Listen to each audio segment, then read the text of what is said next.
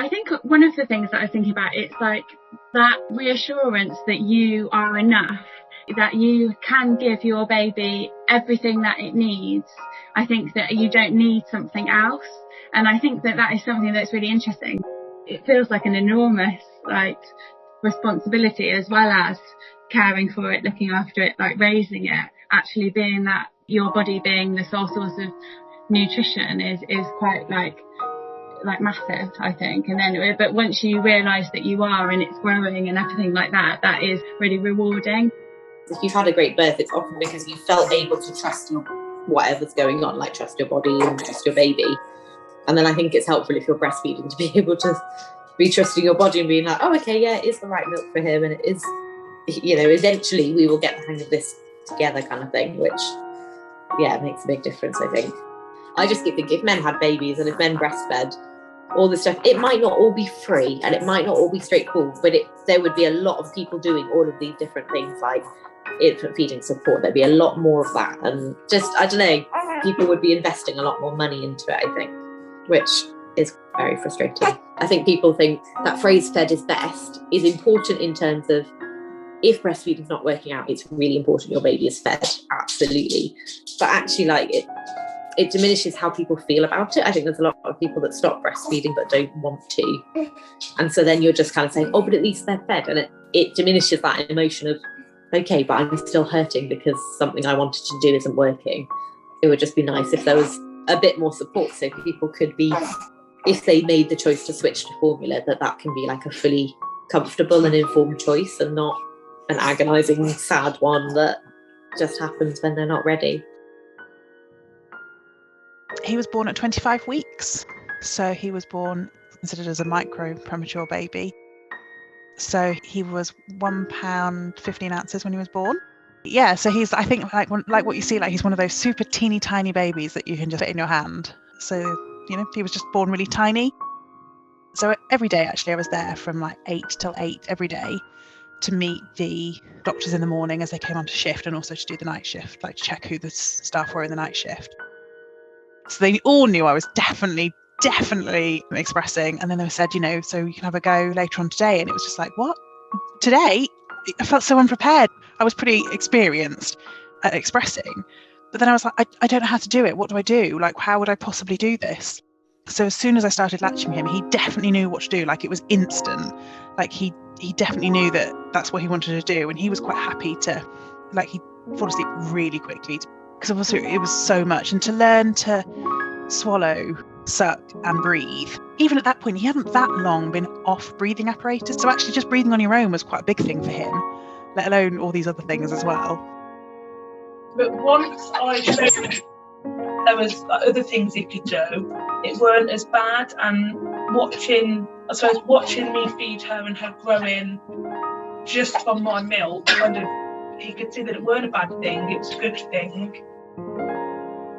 I said about breastfeeding, and the nurse was very much like, you won't be able to breastfeed him, not if he's got a cleft palate.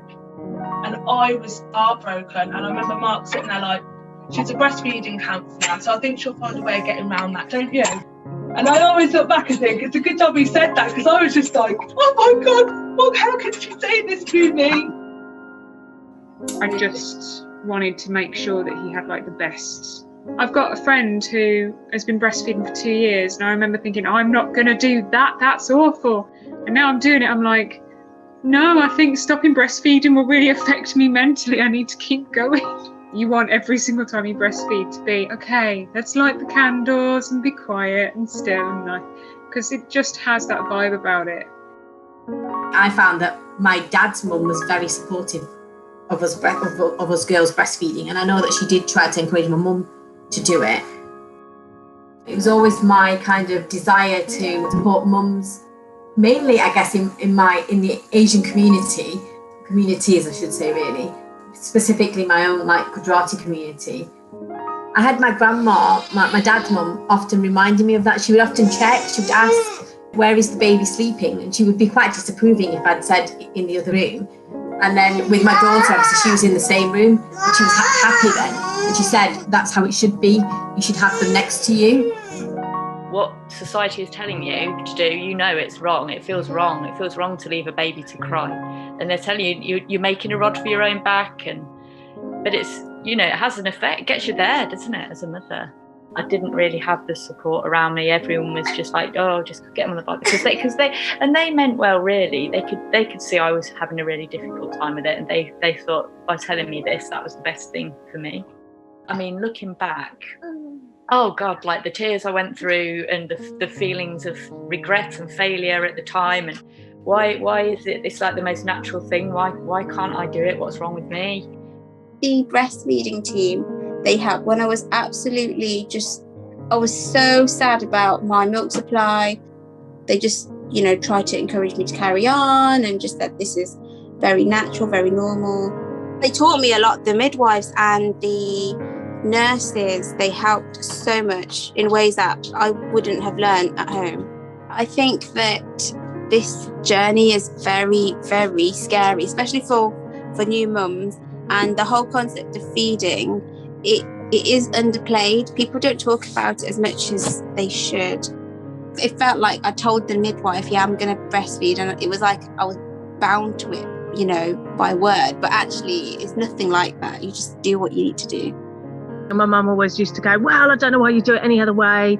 It's so much cheaper and it's there and you haven't got to mess around with anything. And the old attitude of just get on with it and do it and whatever. You know, obviously not having done it before, you don't know, do you? So it was really upsetting as well, feeling a bit of a failure and, oh my God, you know, mum did this and, you know, oh, it's supposed to be easy and supposed to just be able to do it. And, oh, yeah, it was very upsetting, really. But it was only very briefly mentioned and there was no conversation about it's going to be painful, it's going to hurt for weeks. I wasn't, you know, used to feeding in public, and I didn't have the confidence to do that. And of course it wasn't quite going as well as I'd hoped. I never went back to one again because I just was so traumatized by it. I think I would go now because I'm more confident in myself as a person and in myself as a mother. I am still breastfeeding her, which was not part of the plan, although there wasn't really a set plan. So I said, you know, well, I'm going to try it because why not? That's what you're supposed to do. And I'll stop like 6 months when they start to eat solid food, you know, they get teeth. I'll stop then. But my daughter didn't get teeth until she was 14 months old. So we just kept going. I think breastfeeding was much harder than the pregnancy, than labour even.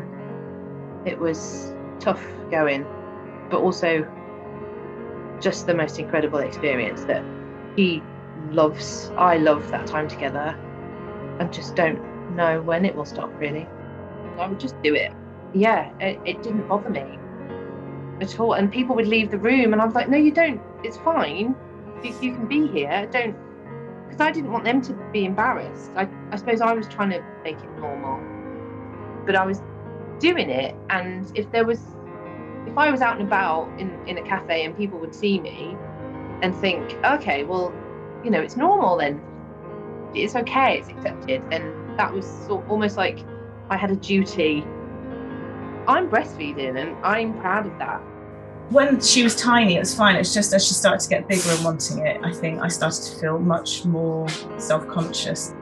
I feel like I like the idea of it being seen and it being celebrated as well. So I think I just kind of went into it assuming that I'd be fine because everyone else I knew were absolutely fine with it, and it was never really spoken about times when it could be quite difficult or intense or, you know, anything like that. I think moving to Coventry and seeing that there was this sort of this real push, it's a great place for support. There's lots of support here, which is really good, and I feel really lucky that I had that.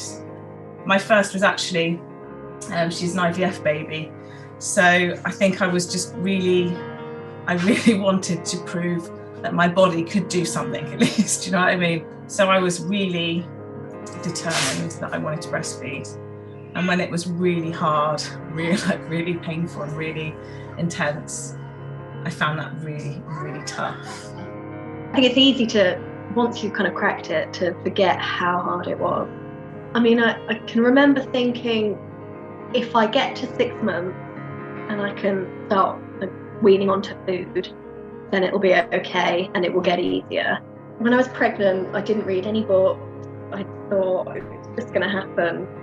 But I think the support that I got from the midwives and people in Coventry was amazing.